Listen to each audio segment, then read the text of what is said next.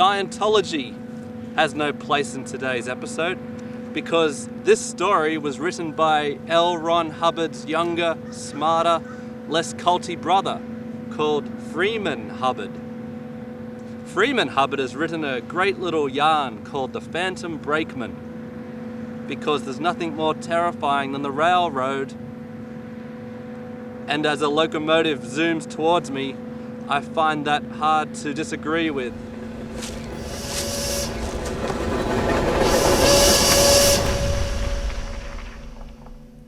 The Phantom Brakeman and Other Railroad Stories by Freeman Hubbard.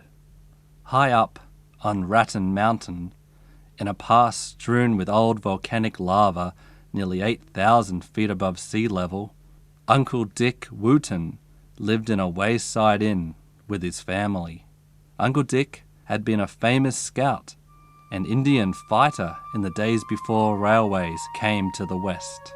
He had guided many immigrant parties in canvas-covered wagons across the mountains and the prairie. But as he grew older, he decided it was time to settle down. Hiring a gang of strong men, he dug and blasted a road 27 miles long through the Raton Pass. His road crossed the mountainous border between the territories of Colorado and New Mexico. Then he built a log cabin inn beside the road and moved into it. This highway became part of the Santa Fe Trail. Conestoga wagons and stagecoaches rolled over it. Drivers and their teams of horses or mules struggled up and down the mountainside, panting and sweating. Some grades were so steep that passengers had to get out and walk, so as to be safe in case of a runaway. Great herds of sheep and white-faced cattle were driven along the trail. Traders, trappers, gold and silver miners, and Ute Indians also went by. Day after day, Uncle Dick could hear the creaking wheels, the crack of whips, the bellowing of cattle, and the baa-ing of sheep. Travellers generally stopped at the inn for a meal or two and a night's sleep. They brought news from the outside world. Even the passerbys who didn't stop at the inn were charged money for using the highway. The old scout kept a heavy chain stretched across the road to halt all travellers. People had to pay toll for themselves and their animals, even the cats and dogs. The only ones who didn't pay were native Indians and the sheriff's men galloping after horse thieves. Uncle Dick would have gotten into serious trouble if he had tried to collect toll from the Utes for crossing their own mountains, and law officers were the friends of every honest man in the wilderness.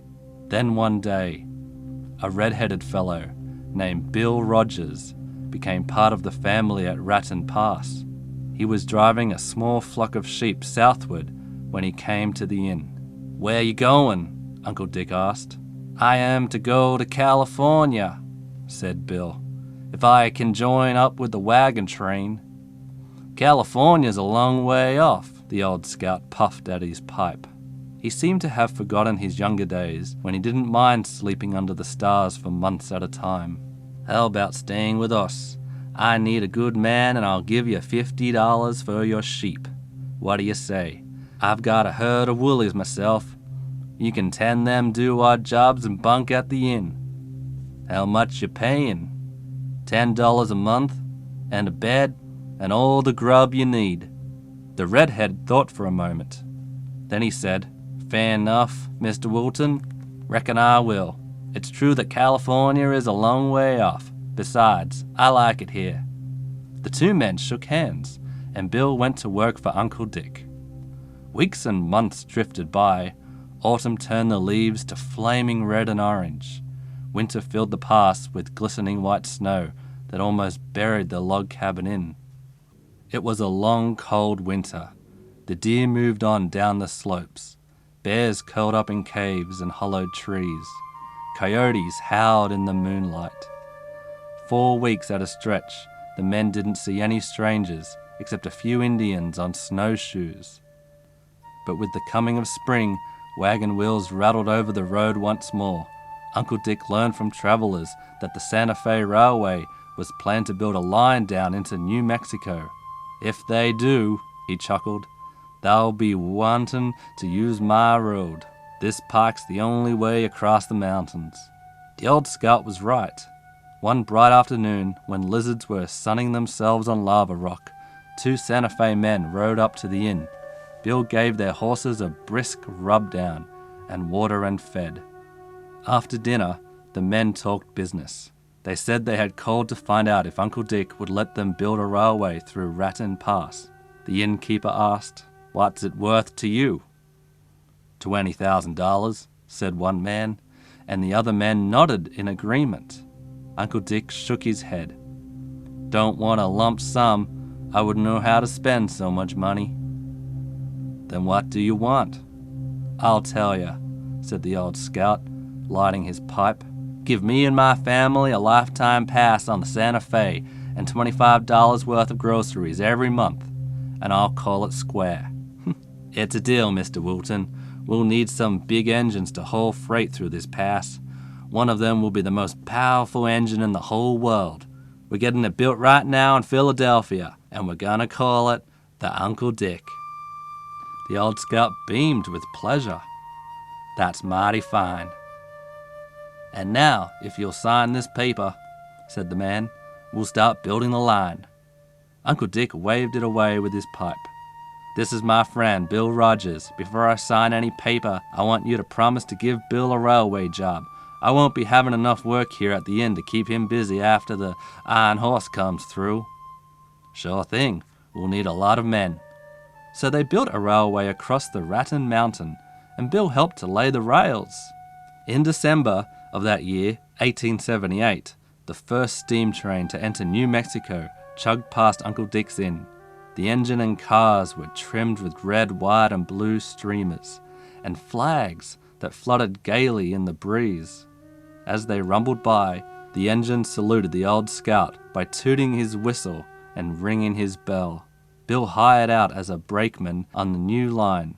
In those days, the mountain grades were so steep that every freight train going downhill needed an extra brakeman. The 2 regular brakemen in the crew were not enough. A third man had to help them set handbrakes on the car tops so that the train would not run away. This was Bill's job. The company built him a shanty at the summit of the pass and installed a pot-bellied iron stove to keep the place warm in cold weather. Passing trains supplied him with the coal. The redhead would wait there until a freight train came along. Then he would climb aboard one of the cars and start tightening the brake wheels with a club. When he got to the foot of the hill, he would leave the train and wait for another one to take him back to the top. Bill liked his job. At the close of each day, he walked over to the inn and spent the night with Uncle Dick. The first winter was hard. Again and again, snow drifted high across the track, but snowplows kept the line open. One bitterly cold night, at 25 below zero, Bill watched a heavy freight train chug slowly uphill on icy rails. The train was pulled by 3 engines puffing black clouds from their tall smokestacks. When it reached the top, the engineer stood a moment while Bill climbed on board as usual. And then they started down. There were 2 young brakemen in the crew that night. Both of them were new on the job. They had very little experience handling a train. As soon as their train left the summit, they went to work rapidly setting brakes. That was bad. Their duty was to set the brakes slowly, as to slacken the speed without stopping the train. It was dangerous to stall a train on a steep grade with all the brakes set. Bill, sitting on top of the boxcar, was holding a brake wheel to keep from falling off, signaling the young fellows to go easy. They did not understand what he was trying to tell them. Then came trouble. The first engine rammed into a snowdrift on the track halfway down the slope. This stopped the train with a jolt that almost threw the men off the car roofs. As soon as that happened, all 3 men began unwinding the brake wheels so they could get started again. They had loosened all but 5 brakes when the train suddenly shot downhill. The engine whistle blasted a series of short, sharp noises, a frantic call for brakes. Bill turned pale. He guessed that the engine's air brake line was frozen and useless. From now on, they would have to depend entirely upon the handbrakes. If the handbrakes did not hold, nothing on earth could stop the runaway before it was too late. Bill crawled along the tops of the boxcars that swayed and rocked in the mad rush down the hill. He tightened one brake wheel after another, but it was too much of a job for Bill to handle by himself. The other two brakemen were lying flat on the car roofs. Their hands gripped the running boards. They were afraid to move. The conductor, engineer, and firemen had already thrown themselves off the train. There was nothing else they could do. They saw the long figure on top of the boxcar outlined for a second in the moonlight. Then it disappeared. At that moment, the speeding train jumped the icy rails on a curve and plunged into a rocky gorge. 3 bodies were found in the wreckage. They were battered so much that no one could identify them, but the conductor felt sure they were the 3 brakemen. Bill Rogers never returned to Uncle Dick's Inn that stood beside the track at Raton Pass. They dug 3 graves on the right-of-way, and Uncle Dick Raton was the chief mourner. Nobody wanted to take over the job of swing brakeman, as Bill's position was called, and so the little shack atop the grade stood empty. For the next 2 years, crews had to take their trains up and down the mountainside without a 3rd brakeman. And then, one clear moonlight night, a strange thing happened. A shadowy figure boarded a freight train at the summit of Raton Pass just as the train began rolling down to Trinidad on the Colorado side. The 2 regular brakemen hardly noticed him. They merely thought that another swingman had been hired to fill the vacancy. The men were too busy tightening brakes to do anything else. That train was running downhill much too fast for comfort, and the regular brakeman needed help. The strange figure walked the car roofs with a sure step. He would set one brake and go on swiftly to the next. After a while, the train slowed down to a safe speed, and the mysterious helper jumped off without so much as a wave of the hand. When they reached Trinidad at the foot of the slope, the conductor got off his little red caboose and walked forward to question his brakeman. "Who was the 3rd man helping you to set brakes?" he asked. The brakemen stared at each other. "We don't know," said one. "We thought he was the new swing man." The conductor's jaw dropped.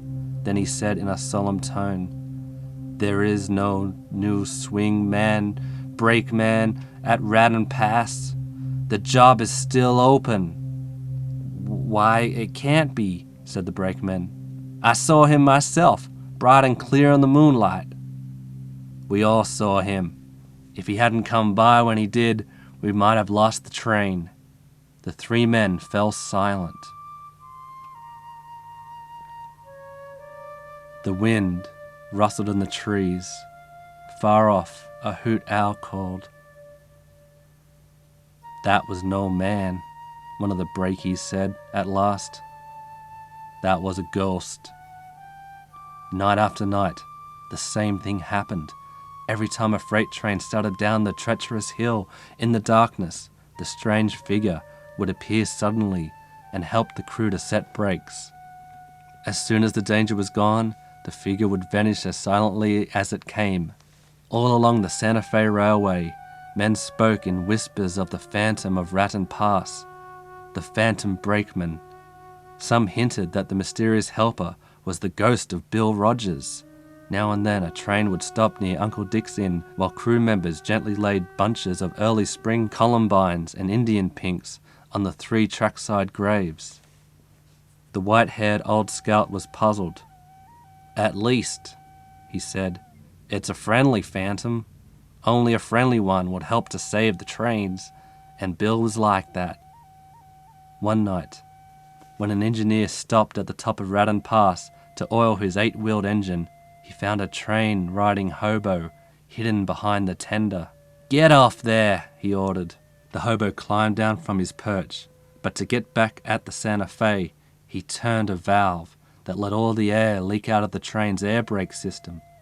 Nobody saw him do it. A few minutes later, when the engineer tried to ease his train slowly down the hill, he found to his dismay that the air brake would not work. The whistle screamed for handbrakes. Both the regular brakemen went to work, They were busy setting brakes, crawling from one shaky car to another, when they looked back.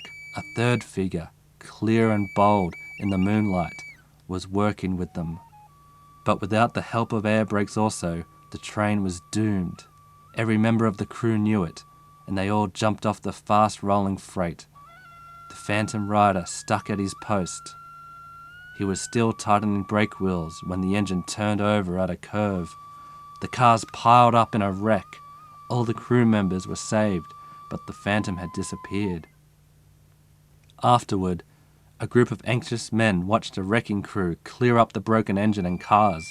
They lifted out the body of a young fellow with red hair. It was no ghost. Old Uncle Dick bent forward to look at the face. "Why, it's Bill Rogers," he said sadly. That was true. But what had happened? How could Bill have been killed in this wreck when he was already buried in one of the 3 trackside graves? Uncle Dick lit his pipe and spoke slowly. "The way I see it," he said, "is that Bill wasn't killed at all in the first wreck. He jumped off the train just before the crash. Maybe he dived into a rock or a tree stump and lost his mind. After that, well, he followed his old job of swing brakeman until the second wreck got him. He died trying to save the train." "Then who was the third man buried beside the track?" someone asked. The men thought and thought. Some said he must have been a hobo, but that was only a guess. Nobody really knew. Even today, the Phantom of Raton Pass is still a mystery. Well, wasn't that a good story? I like to believe that it was the Mr. Rogers Phantom Brakeman. He did die in the first crash, and then he dug himself up to always help the trains when they needed him. And then they found an even more decomposed body when they found him again on the second wreck. But that's just my thought. Who knows what Freeman Hubbard originally wanted us to believe, because he's dead now, so we can't ask him. Thanks for watching.